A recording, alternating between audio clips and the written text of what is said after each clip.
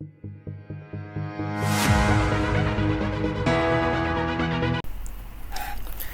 YouTube, so welcome to another Sorare video. So in this video we'll do a recap of 2024, or Happy New Year by the way. It's 2025 already in Hong Kong here. But by the time you guys see this, it'll probably be 2025 as well, so Happy New Year to you all. So while I'm here to do a quick recap, and then hopefully we'll open some rewards as well at the end. So okay, so let's just start with reward, and I'll talk while I go through as well. So maybe just go through some cards, something like that. Should we get rewards? Let me refresh this. There we go. Yeah, claim your glory.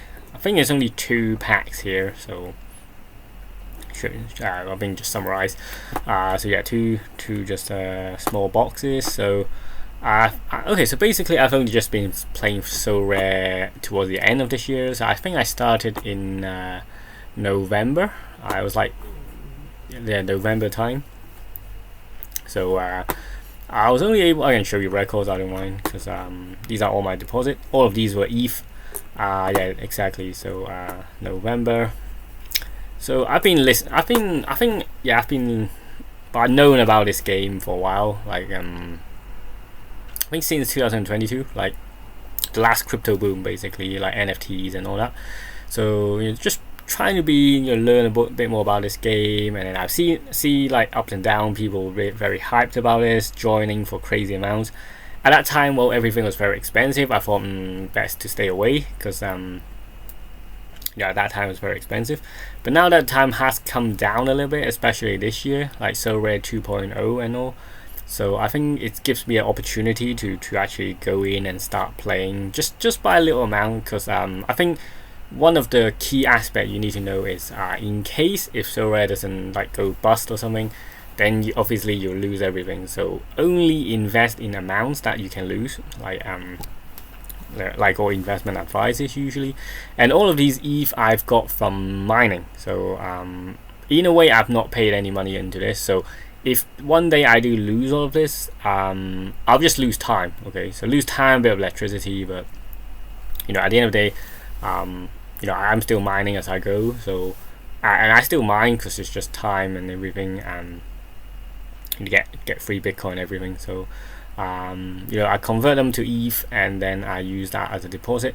So in total, I think here I think what I would do next year as well is make a calculation. So I haven't really done much here, but maybe we'll do that now together. So I'm just gonna add up how much I've actually deposited and how much my team is worth, and obviously how much free cash we have. So I just do 18 plus 14 plus 36 plus 74 plus 128. I'll just round them up, yeah.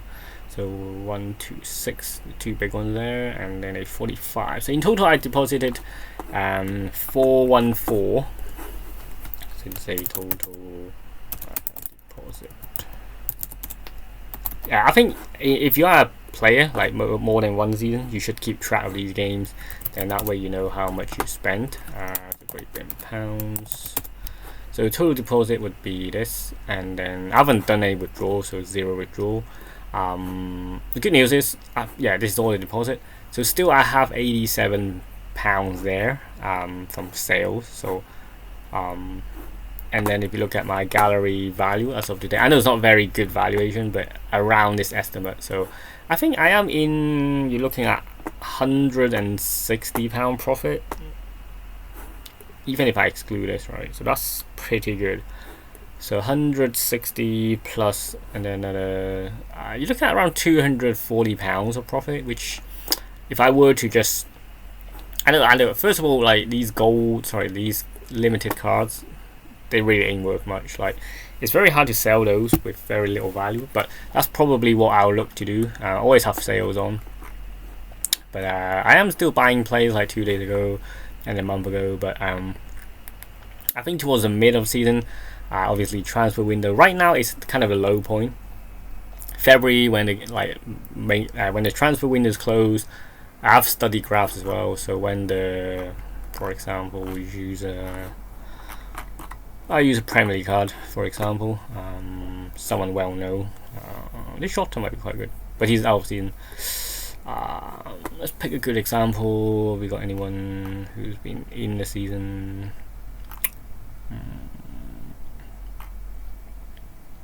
I'd say Andrew Robertson could be a good example, right? Okay. So just look at him as a whole graph.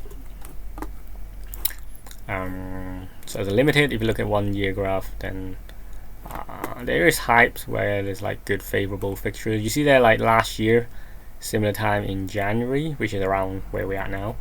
Even now it's quite low, right? You see, that was where the where they nerfed the boxes, and then so you see a huge dip there, and then it has risen like Christmas promo and everything, like hyped as well, but not really back to where we were before, right? So for sure the value's gone up. I know Robertson's getting a bit old and everything, but so like you said, towards February time, that's where it picks up. So that's pretty much, towards the end where I know right now, like it's pretty much in season, like classic card and really ain't much have value. So up to you which one you want to play, depending on your budget. Of course, you have different rarity as well. So obviously, I've not played enough time to study all of these, but for me, February might be your best time and your last chance to sell before the price really comes down. So I think for me, like I said, I've not invested much into this, so I will sell if the opportunity comes. Like I've got some cards, I bought these for very cheap. In a way, I'm in profit. I'm in good profit land. So if I were to sell these, I can make money back. But yeah, that's kind of my aim. Like I treat this as an investment. Of course, I still play the fixtures and everything. So that's for me the fun part, where scouting and buying, trading cards. And they do take 5%, so it's not as easy as, for me, if you ask me, it's easier to trade stocks than this, but it's still quite fun to be to be involved. You can treat it like a passive income where if you buy your team early on, then you get to use it throughout the season and hopefully win some rewards.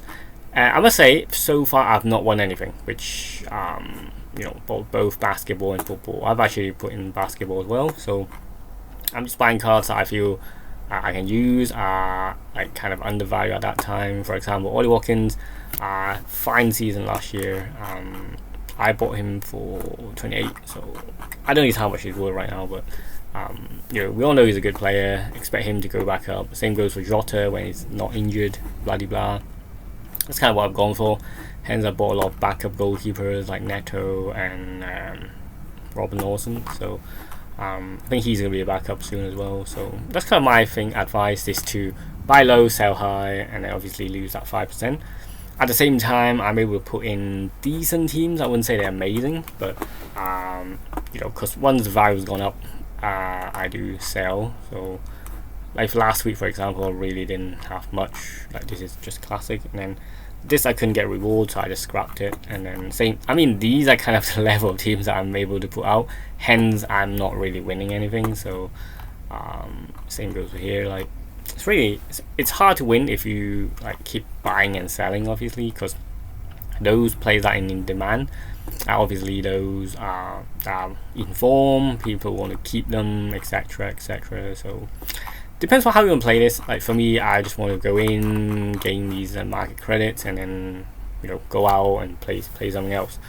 Especially when the Prem right now is quite quiet, I've gone for a bit of the NBA. Not that my knowledge is amazing on this, but I think it's just the returns actually quite good. Like the player's a bit more expensive, but for example, I know I'm not very good, but we get boxes which are for me worth a bit more, a bit like the previous version of the football, which obviously I haven't played. But if you look at the returns, like you can get, if you hit top 40, top 100 even, you get some cash prize, right? So I know you're not going to finish first, but if you hit one of these, then you can break even straight away. So it just depends how much you want to put in. I think NBA is easier, if you ask me, because it's more regular as well. And then, wow, let's look at that team. Everyone having, I think him, I don't want to say his name, Nikola Jokovic. So everyone has him in the team, either classic version or the in-season version. he's kind of like a must-have. That's kind of how the NBA works. You have that one big player. We all know he's going to be here, and then everyone around it. Hopefully, your players perform well as well. That's kind of how the game works. So in a way, it's easier. Whereas football is more scouting, there's more modes, blah blah blah. But I just like the idea. This is more regular. So who knows? Sometimes you beat the big ones. You never know. So. But it's fun, so it's another passive income. You can say you have another passive income that I put in, and I think my advice is for these is when you win, maybe once or twice, just once or even, because it's like buying a lottery, right? Once you win, you take the money, you sell all your cards, right? Kind of like a lottery, I would say. So a bit of gambling involved, but once you gamble and you win your prize, then I think that's your time. That would be the best time to sell, but depend on like emotional things like keep the thing a bit longer, blah blah blah. That's up to you. That's kind of my advice. So when you put like a semi good team, decent team, and then if it wins a prize, then I sell and done for that season, something like that. And also depends. It depends on the time of the when you win really. So I've got some essence. But like I said, I'll treat this like a little game, a little investment. I don't think we've got enough to grind, but hopefully we get some more than one essence here. So otherwise there wouldn't be any pack opening. So it's essence. It's 2 essence, nice. So I need another 2. It's quite tough actually. I didn't get any from division rivals this time around because I stayed in the same division. Let's see what we get. 2, 5, another 2. Oh, okay, that's actually pretty good. I just need one more actually. One short. Didn't get any on the reds, so I think rare is quite hard. Like I even submitted a team, but then sorry, this one. Yeah. I like it because the rewards are much better, but the budget will be much higher. My recommendation is if you want to play limited, then you need at least I think £200. And if you want to play red, you need at least £500. I think even just goalkeeper itself, like if you look at the goalkeepers, let's look at in season for start. Premier League goalkeeper, we all know goalkeepers are so expensive in this game, like because so limited options, right? If you want a starting goalkeeper, Pickford or David Raya, you're taking half of your budget already, right? So Matt Flecken, Kepa Brunegger, there's really not much option. Like, and now it's quite a low point. Like Nick Pope's injured, and even Dean Henderson, it's 220, so 220. Martinez, 300. So in season, I think in season is quite expensive. Like Jose Sa, I sold mine for 75. I managed to buy mine for like 60 odd, but at one stage he was out of the team, so I got a bit scared. I should have kept it really, because Wolves are doing quite well right now. I think he had 2 clean sheets and last man tackle, and they saved the penalty as well, right? I think it was him. Yeah, so you never know.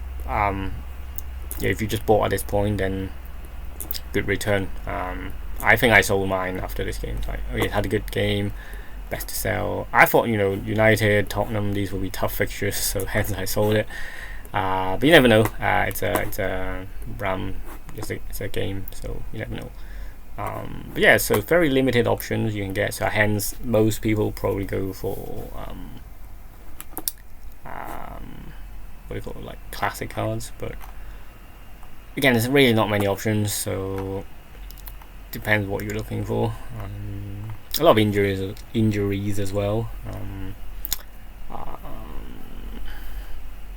So these are the price now. I had a banana. I sold mine for 122. So I mean, if you think about it, depends how much difference you can afford. Like if it's £660 difference, then obviously I cannot afford this one, nor I can afford this one right now. So so I think I can. In a way, my target is I won't deposit any more money into this season. So for me to rebuild any teams, I'll have to sell. And that's pretty much it. Or we move more towards the limited if we can. So it's kind of a status for me. So like I said, I've been playing this since very fresh, so it's since November. Haven't seen anything like the full cycle yet, so we'll see how that goes. And obviously MLS to be back in February and all that. So but like I said, I'm enjoying the game, and I'm okay to invest this amount into the game. And then, you know, playing a lot of these games of late, and yeah, it's fun. So it's fun, and it's kind of making a little bit of money, you can say. But I'm in profit zone, so it's fun. It offers a bit of money and offers me things to do like scouting and all, and watching the games. So yeah, I'll treat it as an entertainment and kind of like a side hustle, you can say. But yeah. But if I tell this to everyone, then it's hard to explain this to everyone. But yeah, so like I said, I'm enjoying it so far. I will be playing more, and I will be making more videos. Just to kind of summarize what I've been doing for the last 2-3 months.